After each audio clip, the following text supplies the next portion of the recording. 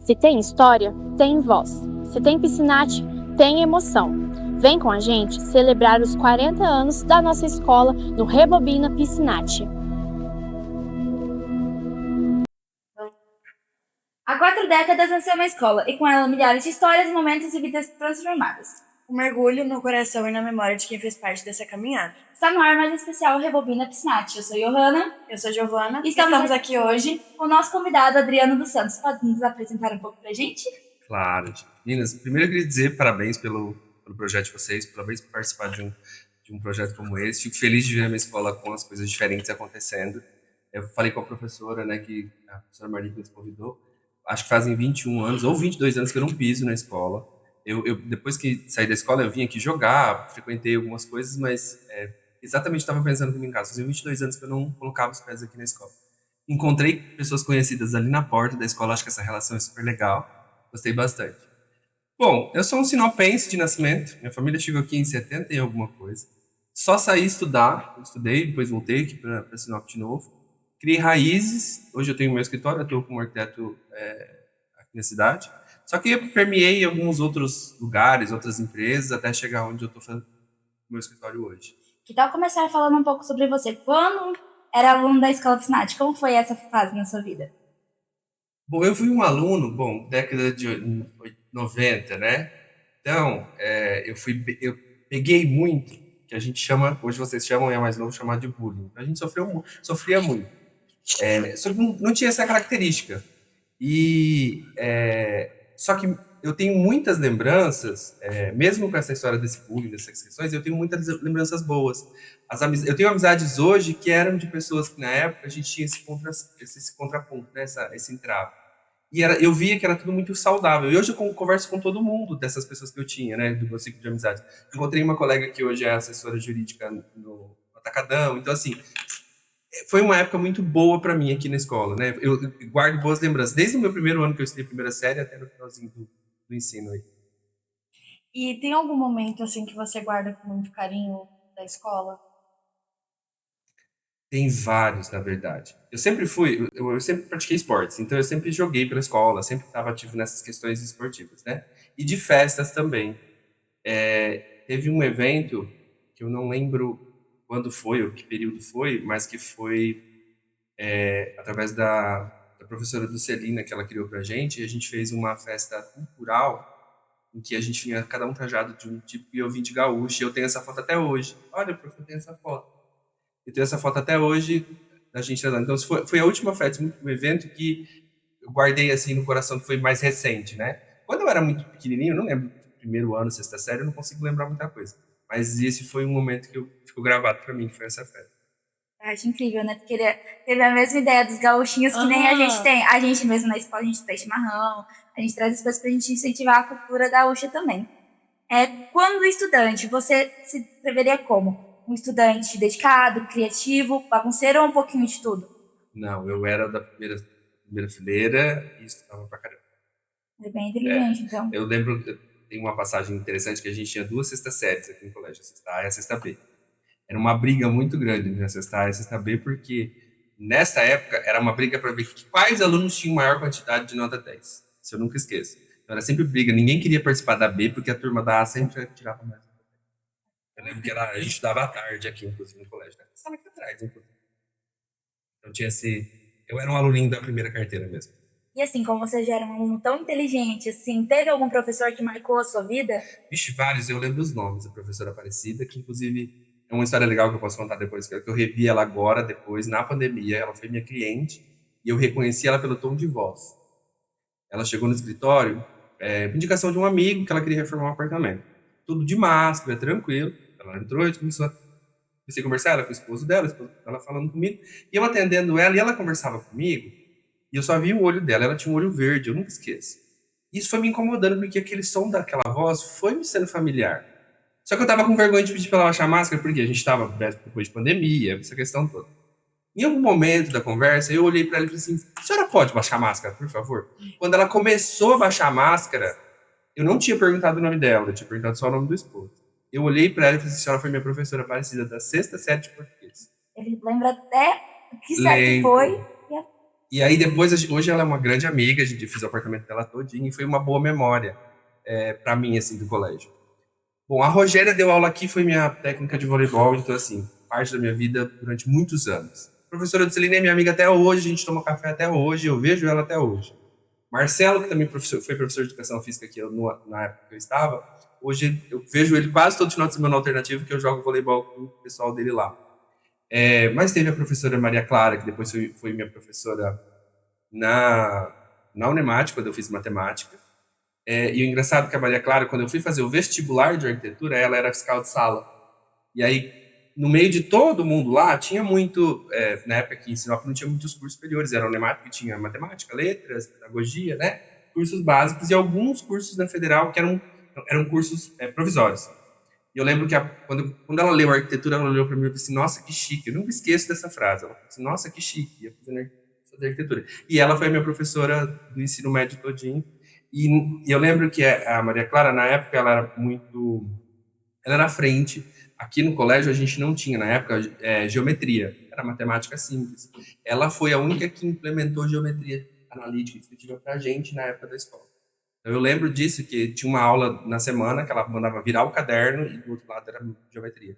Era uma coisa que para mim foi nova, né? Eu fui ver depois que eu saí do ensino, fui para um colégio particular, mas ela foi inovadora. Então, teve outros professores, claro, que me marcaram. A professora Elia de inglês, a professora que até faleceu, que era de geografia, a Si, que era uma amiga da minha mãe, ela também foi minha professora. A Tarsila, que foi diretora, eu fui amigo dos filhos dela. A professora de Orenes, que deu aula, que eu também lembro dela.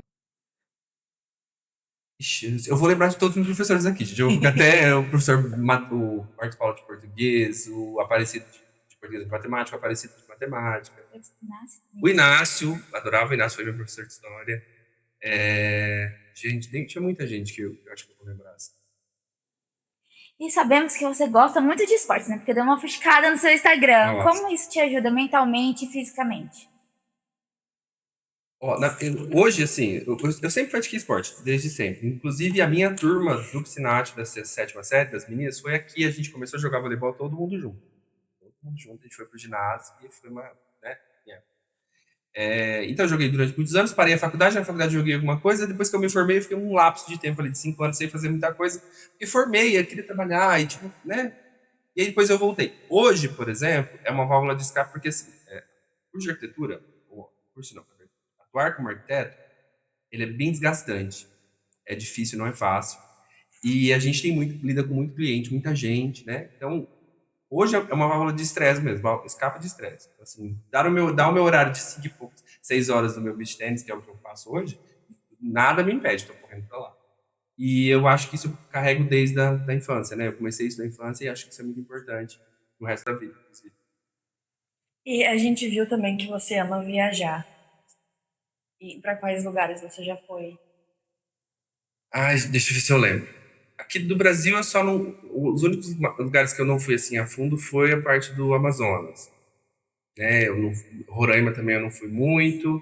E Rondônia também eu conheço só de passagem. O resto do Brasil eu conheço quase tudo ali. Tocantins. Espírito Santo também não conheço pouco.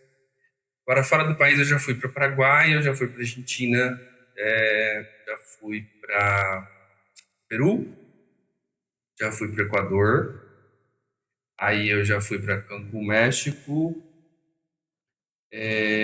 já fui para Paris, já fui para Inglaterra, já fui para Islândia, isso é um negócio legal, uma das viagens mais interessantes e legais da minha vida, diferentes assim. Estou esquecendo de alguma coisa. Eu acho que foram esses países que eu conheci mais a fundo, assim. Os de passagem eu passei em outros, mas esses foram mais a fundo. Qual foi o lugar, assim, que te marcou? Tipo, que você mais gostou e se ele teve algum impacto como a sua profissão? Então, a gente que é arquiteto, todo lugar que a gente vai, querendo mesmo a descansagem, o olhinho busca alguma coisa. Isso é normal, acho que é treinamento da profissão, isso acontece. A Islândia foi uma experiência muito interessante, porque eu fui na Islândia porque eu fui premiado, né, por uma marca de revestimento. E fui premiado destaque Mato Grosso, da região centro-oeste e da região norte. E aí, qual que era a gente ia para a Islândia, né, esse era o destino.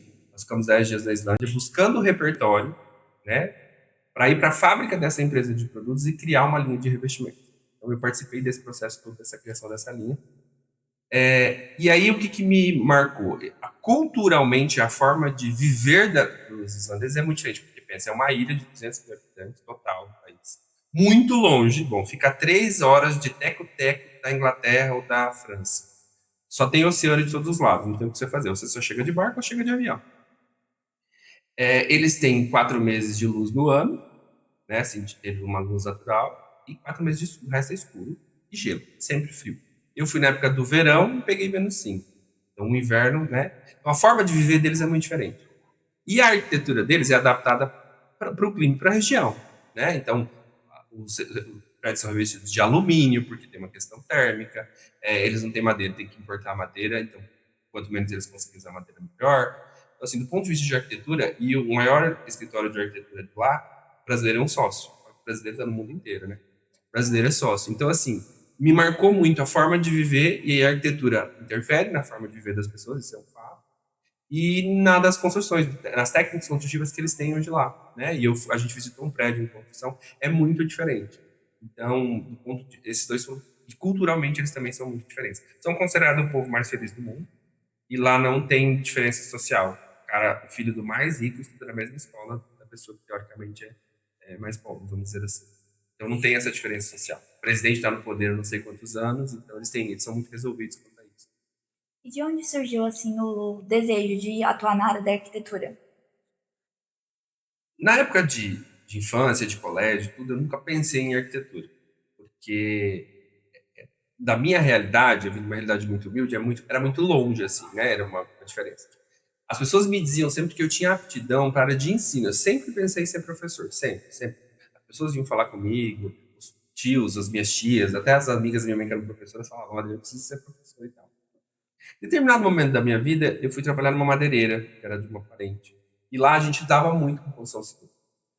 E aí a minha vontade era fazer engenharia civil, né? Porque era um curso que, até em época, que estava dizendo que ia chegar na Unemat, e como eu não podia sair daqui,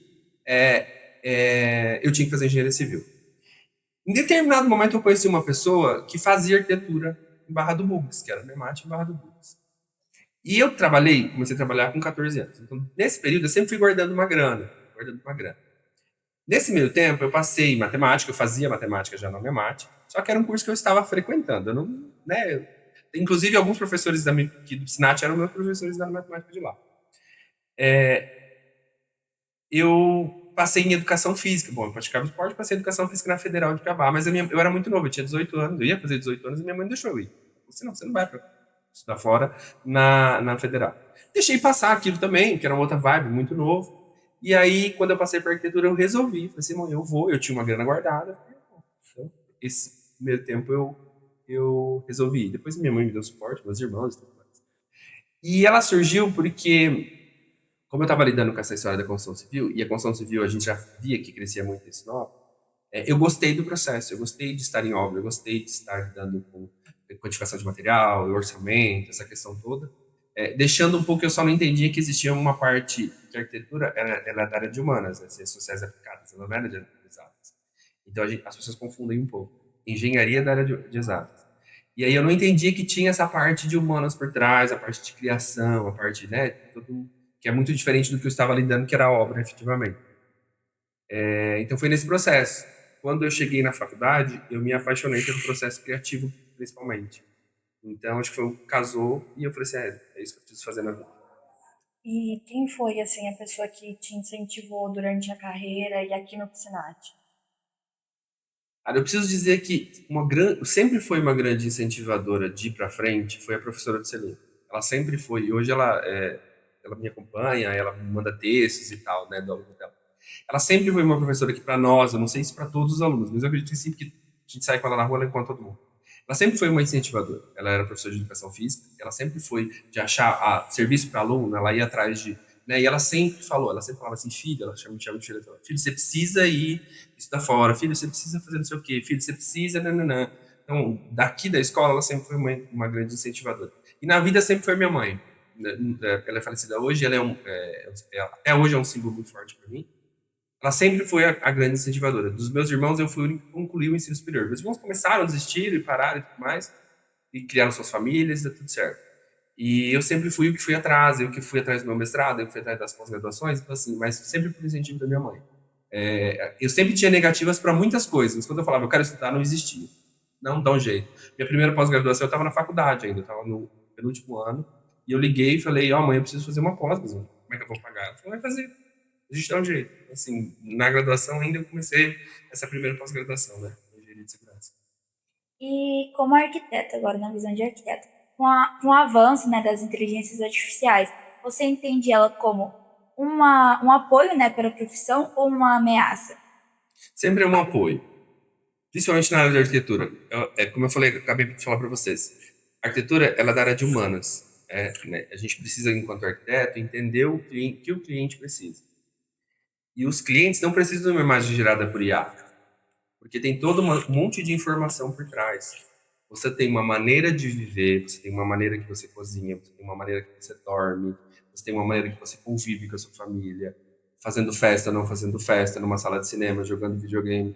Cada família e cada pessoa tem uma estrutura de viver, que é o que a gente precisa aprender a ler, colocar isso e transformar isso de forma física. Uma IA nunca vai conseguir fazer isso, porque imagina só a quantidade de informação que você precisa ceder para ela precisa organizar e ela precisa gerar isso para você, seja material, imagem, projeto, o que quer que seja. Hoje a gente enfrenta uma dúvida sobre...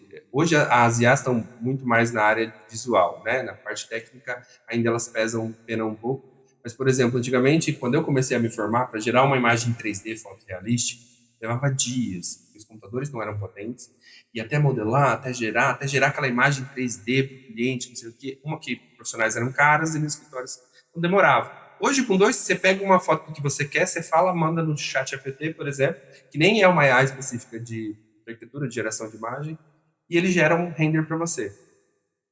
Só que ele é cheio de falhas. Se você não tiver alguém gerenciando, muda a cor, não é essa porta, não é esse jeito, não é essa circulação, preciso dessa janela, tem que ter uma janela maior. Enfim, não existe. Então, ainda, hoje, não tem, principalmente para a arquitetura, não tem como a gente abrir mão de ter um ser humano por trás. Porque só ser humano quem entende ser humano, não adianta. E principalmente que a gente tem projetos, por exemplo, projeto de casa, que tem a sua complexidade, mas projeto de comerciais, por exemplo, vigilância sanitária, hospital. Eu tenho um monte de normas que são diferentes, exigências diferentes, especificidades diferentes.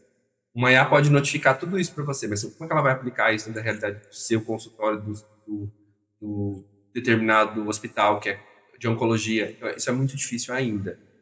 Eu acho que isso vai melhorar, acho que vai potencializar, vai deixar mais rápido, como é na medicina, por exemplo, hoje, né? Tudo vai ficar mais rápido, mas sempre vai ter que ter alguém operando por trás. Muito difícil isso deixar de acontecer. Verdade. E na urbanização aqui da cidade, você percebe que ela tem um aumento de procura de projeto? Nós somos uma realidade muito diferente do nosso país, né? Somos uma das poucas regiões que... A gente tá na escola, então é normal o sino tocar, a criança gritar ali atrás. Mas a gente vai focar aqui e depois a gente vai dando umas editadas, mas é isso, segue nosso podcast.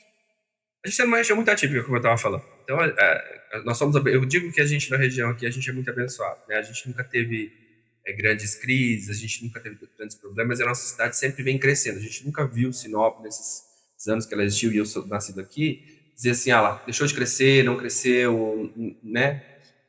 O que acontece? Nós estamos num momento crítico hoje da cidade, porque a gente vem crescendo muito. Nossa cidade é muito esparramada, né? Do ponto de vista urbanístico, isso é ruim. Eu tenho que levar serviço, eu tenho que levar energia, água, eu tenho que levar estrutura de tudo. Então, isso fica muito difícil. Existe hoje, a gente está cada vez mais cuidando dessa questão urbanística, tem um plano diretor que foi aprovado no passado retrasado. Tem gente cuidando disso tudo, mas a gente precisa mais de um olhar melhor do poder público, porque uma hora nós vamos chegar num tamanho que, se não domar esse tamanho agora, vai ficar cada vez mais difícil de acontecer. De se reorganizar. Das construções, a gente bate recorde de construção, acho que é 5º ou 6º ano consecutivo, né, de alvarás, de emissão. Então, Sinop é uma cidade que pujante da área da construção civil. O que acontece que eu vejo hoje, e que isso acontece em todo lugar, em todas as cidades, é a qualidade das construções. Não estou falando de qualidade de projeto. O projeto é muito subjetivo. Mas eu estou falando da qualidade das construções. Então, a gente vê hoje, com essa velocidade, falta de mão de obra, tipo, né, em todos os setores, mas na área da construção civil, a gente tem a mão de obra é escassa, muito ocupada. Tem gente trazendo equipes inteiras para construir prédios de fora. E isso vai deixando a característica das construções mais ruins. Eu construo mais rápido, eu construo sem qualidade, eu construo de qualquer jeito, eu construo sem possibilidade de reforma, eu construo com um método construtivo que eu não tenho mão de obra de reforma daqui a um tempo. Então, a gente tem... isso passa a todo lugar e a gente está nesse momento hoje em Sinop. E uma coisa que me incomoda muito é as construções cada vez menores, porque a gente tem uma supervalorização das áreas, dos lugares, dos terrenos. Então, hoje a gente tem o movimento dos estúdios que tem nos grandes centros, que tem poucos espaços, de 16, 18 metros quadrados para uma pessoa morar. Isso me deixa um pouco incomodado, porque eu cresci e nasci com muito espaço na cidade, morando em casa, em terrenos de 15 por 45, né? Então isso me incomoda um pouco. Mas é uma realidade de mundo, realidade do Brasil, né? Mas essas questões me incomodam um pouco. Essa qualidade da construção e a qualidade das moradias que estão surgindo por preço de mercado, por preço de construção, por preço de imposto, por preço de... E você acredita que a nossa cidade está sendo valorizada? Se for na questão de valor você fala financeiro, de mercado... Também. O que acontece? Hoje o metro quadrado de Sinop é um dos mais caros do Brasil. Se a gente for analisar. Para comprar um apartamento, eu vou falar assim. Para construir também, os aluguéis daqui também são muito caros. Né? A gente tem... A cidade é pulsante, mas a gente tem... Quebrei o microfone. A gente tem uma... Italiano, fala com as mãos. A gente tem essa hipervalorização. Né? A gente tem metro quadrado de cobertura, que é metro quadrado de Balneário Camboriú, que é um dos lugares mais valorizados do Brasil. Então, a gente tem esse contraponto, né, dessas questões. Mas isso, igual eu te falei, é pela região, pela pujança, pelo valor dos insumos que está hoje, a falta de mão de obra, tudo isso vai deixando os métodos construtivos mais caros e as construções mais caras, e aí o incorporador não vai ter prejuízo, ele nem deve, porque ele gera emprego, ele tem toda uma questão por trás, e ele precisa ganhar o seu dinheiro. Então, não tem como, a conta não fecha. E como você disse antes, está faltando mão de obra. E você acha que os jovens de hoje em dia seria legal eles se especializarem com essa mão de obra? Vamos lá. Os jovens de hoje em dia. Eu fui professor universitário há 7 anos atrás. E hoje eu tenho um escritório e eu busco mão de obra de arquiteto. Pra você ter uma ideia, estagiário, arquiteto. E está difícil de achar. Porque hoje está existindo eu não sei se é um movimento, eu não sei se é um movimento de internet, eu não sei se é a facilidade de monetização das redes sociais, eu não sei, eu ainda não entendo direito, acredito que seja isso o que eu leio. Como você estava falando, né, da questão escassa, educação e tudo mais, na sua visão, qual é o papel fundamental na educação, na formação base para a formação superior? Eu vi um vídeo, eu vou exemplificar com um vídeo que eu vi esse dia na internet, um menininho falando onde eu vou usar a Bhaskara, não sei o que lá, o que eu vou fazer com esse negócio de logaritmo, e não. Então, você não sabe, enquanto aluno, isso eu preciso defender, a gente enquanto aluno, né, vou colocar porque eu ainda estudo, a gente enquanto aluno não sabe o que eu vou enfrentar lá na frente. Ninguém sabe o que você vai fazer, você tem uma ideia, eu quero ser arquiteto. Mas no meio do caminho, você pode se topar com um curso de medicina e virar médico. No meio do caminho, você pode fazer outras coisas. E nesse meio do caminho, quem te prepara tem que te preparar de uma forma generalista, né? Tem que te preparar para tudo. Então, todas as áreas precisam te dar o básico de tudo. Então, e eu também, quanto aluno, eu questionava isso. Eu tinha um professor da faculdade, ele me dava sistemas estruturais, ADEU. Ele era engenheiro agrícola. E na faculdade eu me questionava, que diabo de engenheiro agrícola está vindo aqui no curso de arquitetura? Ok, vamos lá, o cálculo estrutural. Para mim, ele era um dos melhores professores que eu tive. Ele ensinava pra gente cálculo da estrutura do pilar de acordo com o solo, não sei o quê, e ele queria saber aonde surgiu a fórmula do meu cálculo. Ele queria colocar na minha cabeça da onde para eu entender como é que eu cheguei naquela fórmula. A fórmula era aplicada, eu pegava a fórmula e não ia aplicar, ok, eu não precisaria entender. Só que ele fazia a gente entender da onde saiu a fórmula. Isso na época me matava. Né? Não sei o quê. Profissionalmente, eu me deparei em muitas ocasiões em que eu tinha um software ali, nós estamos falando de IA, eu tinha um software, e ele me gerando algumas informações muito ruins. Se eu não tenho esse conhecimento que ele me deu, básico lá, de tudo, porque eu não tinha como questionar o software. Eu ia fazer daquele jeito, o meu cliente ia ter um prejuízo, ou a construção ia, sei lá, ruir, rachar, cair, alguma coisa nesse sentido. Eu ia superdimensionar a construção, ia ficar muito mais caro. Se eu não tenho essa minha visão analítica do todo, por eu ter uma base de alguma informação, eu não conseguiria entender isso. Eu falo isso também, desenho arquitetônico, que é mais a minha área. Desenho arquitetônico tem regras, ele tem norma, tem um NBR para ele. Hoje a gente tem um software, dá o desenho prontinho. Que cansa de chegar desenhos de projeto no meu escritório cheios de erro gráfico. Porque o software, ele dá o desenho pronto, mas se você não configura, ele não sai. Então, essa pessoa que desenhou não tem base de desenho técnico, desenho arquitetônico, desenho técnico para arquitetura, desculpa. E aí o software faz o que você está mandando. Então, ele está errado. Então, por isso que eu falo que a base da educação, né, esse incentivo, eu sempre gostei de ler. E o meu incentivo de ler veio da escola, não veio da minha casa. Os meus pais não tinham essa cultura de leitura. Provavelmente em quarto, quinta série. Vieram para Sinop e precisamos trabalhar, porque aqui não tinha nada. Então, sabe como é a realidade. Então, eu não tinha essa base de casa. Né? Quando eu tenho uma base de casa, é mais tranquilo. A minha base de leitura veio da escola. Veio daqui da escola. Das escolas em que eu passei. E eu levei isso para minha vida. E ler eu tive que ler 22 livros para fazer minha monografia no final.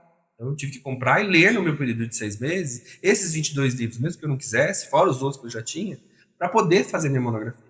Então, isso veio da base da escola. Tudo veio da escola.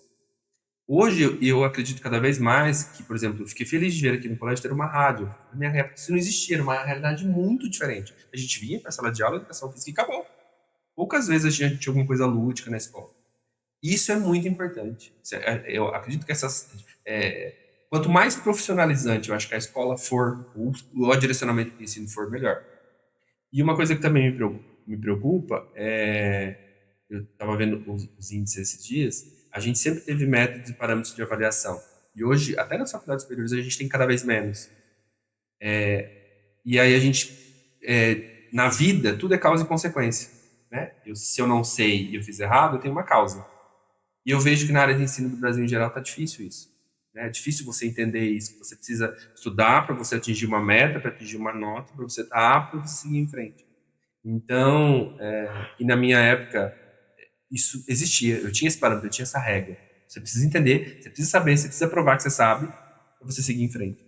Então, eu acho que isso é super importante. E acho que a base das escolas, e eu como fui professor de curso superior durante mais de 8 anos, eu vi enquanto faz diferença lá na frente. De leitura, inclusive para ser profissional depois, porque você precisa falar, qualquer coisa que você for fazer, qualquer profissional que você for ser, você vai ter que redigir qualquer tipo de texto. Né? Hoje, a gente tem o chat GPT. Enfim, eu tive um estagiário que o que eu pedi para ele fazer, ele jogava no chat GPT. Via cheio de erro. Mesmo no chat GPT. Com informações erradas, né? Informações que são equivocadas. Então, tudo isso precisa ser dimensionado. E eu acho que esse incentivo de base é o que molda pra gente. E eu tenho uma teoria. Eu, como professor de ensino superior e aluno, eu falo que a gente é reflexo na vida profissional de como a gente era na escola e como a gente era na faculdade. Então, os meus lapsos e os meus defeitos que eu levava na faculdade, que eu não me dedicava, eu sou assim na minha vida profissional. Eu consigo me ver isso. Tem coisas que eu falo procrastinando, que eu falo vou deixar para a última hora, e eu vejo isso na vida profissional, e eu dou lá igualzinho como eu era no estudo, como eu era na faculdade. Então, isso acho que a molecada hoje em dia, vocês precisam pensar bem certinho. Como é que eu vou ser como profissional? Será que eu estou sendo um aluno, estou absorvendo esse conhecimento, essa instrução e vou replicar isso depois? Porque depois é para você ganhar dinheiro, certo? Para você sobreviver. E aí você vai conseguir sobreviver dessa forma, fazendo isso? Você vai ter um monte de gente fazendo diferente, talvez? Então essa é uma questão que tem que ser bem analisada por todo mundo. Assim. Pelo menos é o que eu vejo e a experiência que eu tenho de curso superior. Agora, voltando um pouquinho lá na conversa de trás, que a gente estava falando sobre a questão da urbanização da cidade, você falou que você tem um pouquinho de problema, né, com lugarzinhos pequenos, como você cresceu numa cidade enorme, vê a Sinop crescendo tanto assim. Se você pudesse criar um espaço ou algum lugar diferente na cidade, o que você criaria e onde você colocaria? Na verdade, seriam muitos, mas assim, na minha vida profissional, eu trabalhei no Grupo Sinop, na Colonizadora, que foi a empresa que fundou a cidade. Eu trabalhei lá 8 anos. E eu trabalhava basicamente lá, entre tantas outras coisas, com urbanismo, fazendo loteamento. Só que eu trabalhava no Grupo Sinop, que é uma incorporadora, uma loteadora, então ela tem que fazer um produto para venda, né? Claro, existem estudos para você fazer um produto que vende, estudo que as pessoas precisam, o que vai agregar para facilitar essa venda desse produto e tudo mais. Hoje eu, Adriano, vejo que a gente ainda é uma região muito pujante, mas diferente do Grande Centro, o que falta para a gente? Eu acho que falta cultura. A gente tem pouca cultura. A gente tem bastante da cidade espaços de lazer, bens equipados ou não, a gente tem espaços públicos, né, coletivos, a gente tem espaços de esporte ainda em vários lugares, a gente tem algumas incorporadoras que fomentam isso, né? Se a gente for para o lado do aeroporto, né? A própria JMD que faz as orlas, os projetos maravilhosos, bonitos, tudo mais, que fomenta essa parte esportiva. Só que a gente não tem, se a gente for analisar, a gente tem nem um centro cultural, a gente não tem um museu decente que conta a história da nossa região, da cidade, dos povos. Essa questão dessa cultura diferente, né? A gente não tem.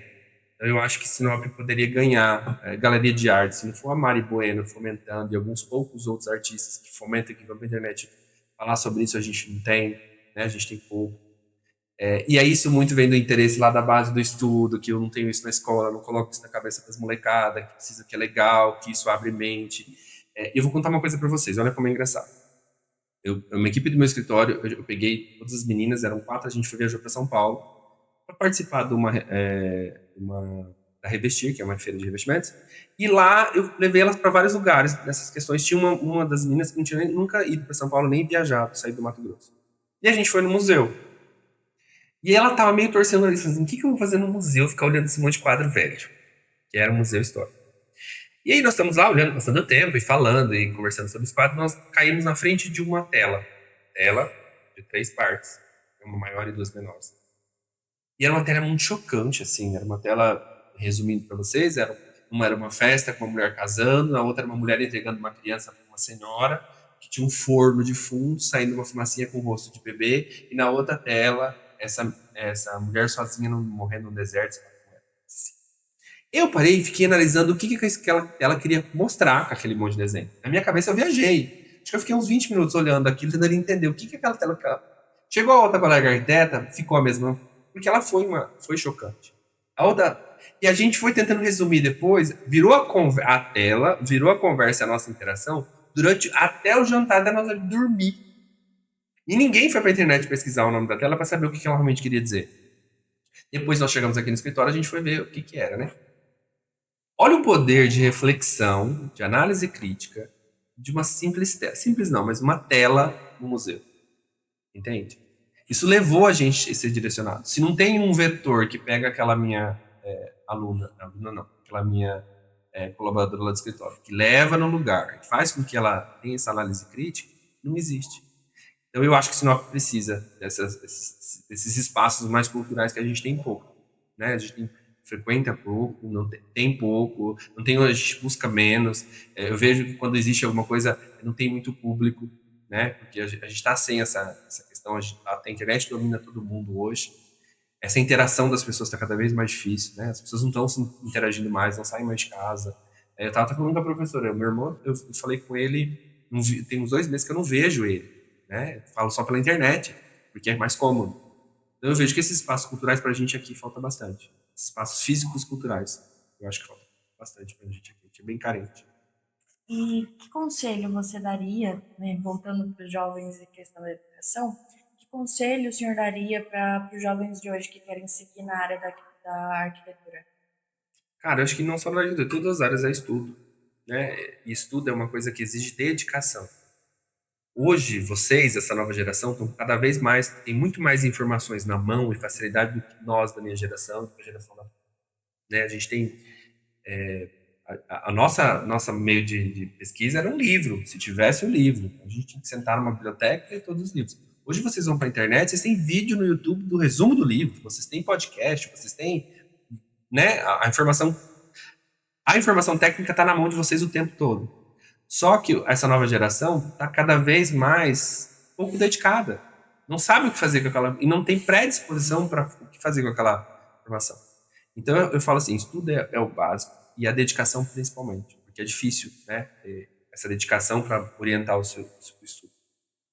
E eu acho que outra coisa que é muito importante é tirar da cabeça que você vai achar que em determinado momento da vida você vai parar de estudar. Para quem quer ser profissional, seja autônomo, seja uma empresa, seja... Não existe a história de parar de estudar. A não ser que você quer deixar de ser produtivo. Quero me aposentar, quero... Não. Mas fora isso, o estudo vai fazer parte da sua vida sempre. Esses dias eu brinquei, eu fiz 4 pós-graduações, eu não aguento mais. Não me surgiu outra ontem que eu fiquei interessado, uma área que eu não domino, eu vou enveredar numa outra pós-graduação. Então, por isso que eu falo, essa mentalidade, eu falo que carreira profissional é igual ler um livro grosso. Você precisa estudar, sem tentar achar, olhar o final desse livro. Você só tem que ir e terminar de ler e continuar estudando. Então, eu acho que estudar é a base de tudo, sempre foi. Sempre foi. Voltando um pouquinho lá atrás, eu falei que você falou da sua monografia, que fala um pouco sobre as casas de madeira. Você pode falar isso pra gente? Então, eu tive um professor da minha faculdade de História, o Carlos de Direito, estava falando com ele ontem, inclusive, que hoje, esse ano fazem 20 anos do meu primeiro ano de faculdade. Então, 20 anos atrás eu pisei vai fazer 20 anos que eu pisei na Unemate pela primeira vez. E eu gostei, sempre fui um aluno bom em História, e eu tinha facilidade com essa questão da História, eu fui professor de História depois. Então, as minhas notas sempre foram muito boas em História, pelo professor e porque eu me dedicava e sempre gostei. E a monografia, na minha época da Barra, sempre foi projeto, né? As pessoas sempre iam fazendo um projeto físico, projeto museu, hospital, e assim vai embora. E eu queria fazer um negócio diferente. Eu queria fazer uma coisa que nunca tivesse sido feita. E eu queria fazer uma coisa que remetesse à minha região aqui, Sinop, minha realidade. Eu sempre morei em casa de madeira, né? As casas de madeira, eu me criei numa casa de madeira. E aí, em algum momento, eu percebi que existiam muitas casas de madeira em Sinop, Sorriso, Colíder, toda essa região do Mato Grosso do Norte aqui, que teve essa colonização com a marcha para o oeste, mais tardia e tal, tinha esse exemplar de madeira. E eu comecei a perceber que esses exemplares tinham características construtivas diferentes e muitas delas muito bonitas, plasticamente com elementos que faziam com que ela ganhassem uma plástica legal. E de um ano para outro, depois dessa minha ideia de monografia, eu vi que várias casas estavam sendo destruídas. Não existiam mais. E aí me deu a ideia de fazer um processo de catalogação histórica de alguns exemplares. Eu acho que eu cataloguei umas 570 casas por aí. Não foram todos para monografia, porque não dava, mas fotografei, tentei entrar e medir e tudo mais.